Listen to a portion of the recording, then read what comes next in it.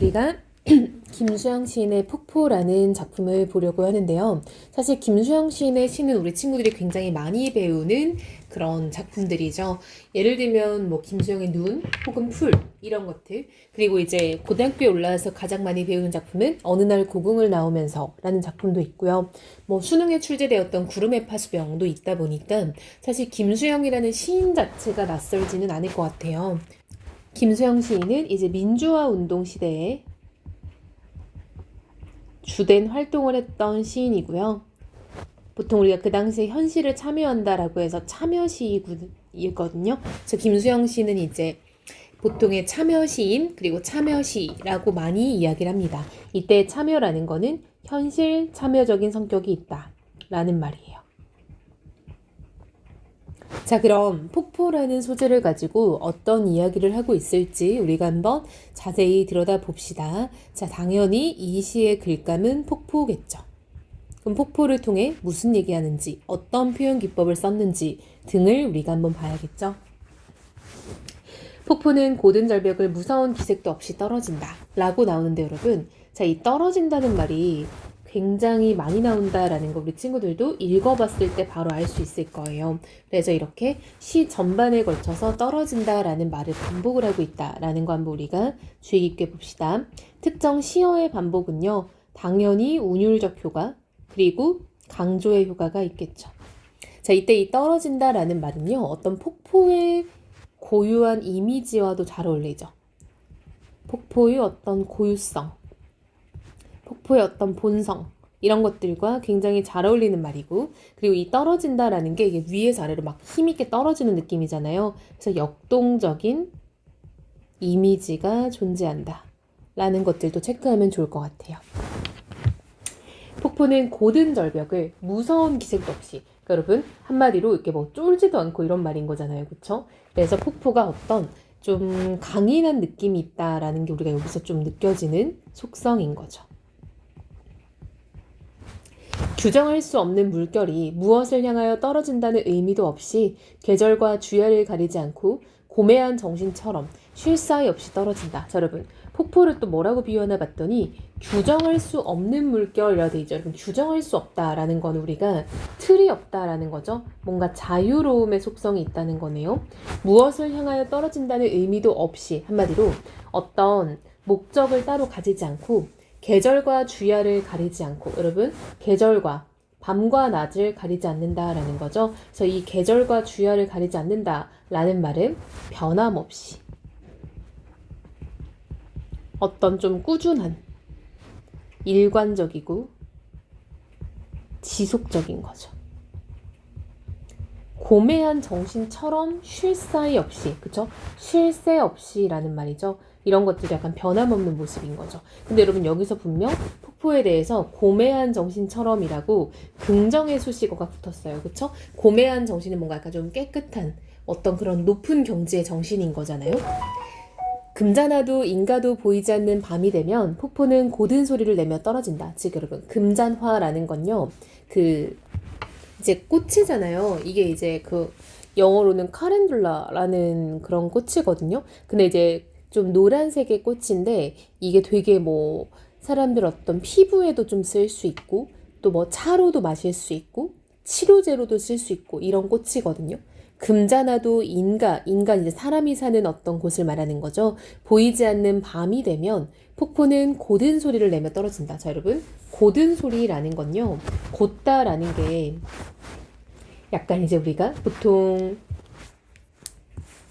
곧다라는 거는 좀 약간 꼿꼿하다, 그쵸? 이런 식으로 쓸 수 있겠죠. 그래서 약간 폭포는 어떤 정직함, 올고듬 이런 성격을 지니고 있는 거죠. 근데 금잔화라는 어떤 그런 꽃, 인가, 사람이 사는 곳도 보이지 않는 밤이라는 거는 뭔가 부정의 시간인 거 알 수 있을 것 같아요. 그쵸? 왜냐면 이런 어떤 주변에서 흔히 볼 수 있는 금잔화, 꽃도 보이지 않고 사람도 보이지 않는 밤이라는 건 어떤 부정적 시간. 근데 우리가 김수영 시인이 민주화운동 시대의 사람이라고 했잖아요. 따라서 이거는 어떤 억압의 시대, 탄압의 시대 라고 해석을 할 수도 있을 것 같죠.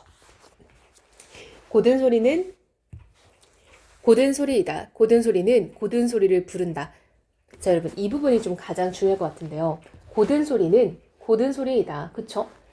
그리고 고든 소리는 고든 소리를 부른다. 이 부분이 가장 중요할 것 같죠. 즉, 누군가가 고든 소리를 하면은 누군가도 또 고든 소리를 따라하게 된다라는 거예요. 한마디로 누군가가 앞서면 그거에 동참하는 사람들이 생긴다라는 거예요. 이런 거 우리가 보통 선구자적이라고 하잖아요.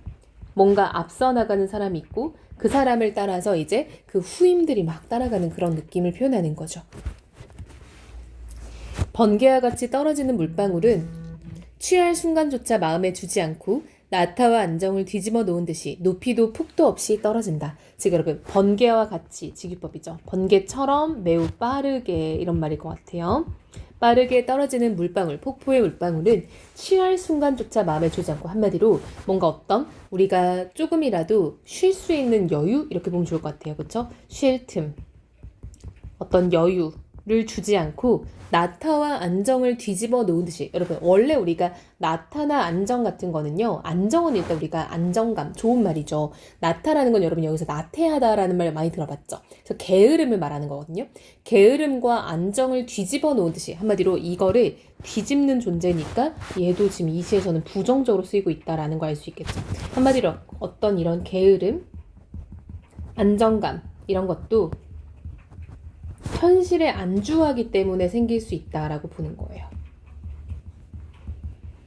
근데 이제 그런 걸 우리가 깨부셔야 된다라고 보는 거죠. 높이도 폭도 없이 떨어진다. 여러분, 이 부분이 굉장히 이 작품에서 되게 중요하게 여겨지는 부분 중에 또 하나인데요. 자, 여러분, 원래 폭포라는 건요, 높은 곳에서 이렇게 물줄기로 떨어지는 게 폭포인 거죠. 그래서 우리가 보통은 폭포는 이런 높이가 당연히 수반돼야 되는데 높이가 없이 떨어진다라는 말은요, 성립이 안 되는 역설적 표현인 거죠. 수직적 높이가 없는데 어떻게 높은 데서 폭포가 떨어지겠어요, 그쵸? 근데 이제 이게 이렇게 높이도 없다라고 표현하는 이유는 뭔가 어떤 상황에 굴하지 않고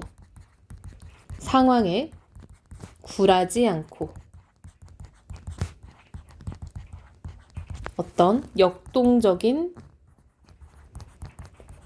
자유로움을 지닌, 이렇게 해석을 하면 좋을 것 같아요.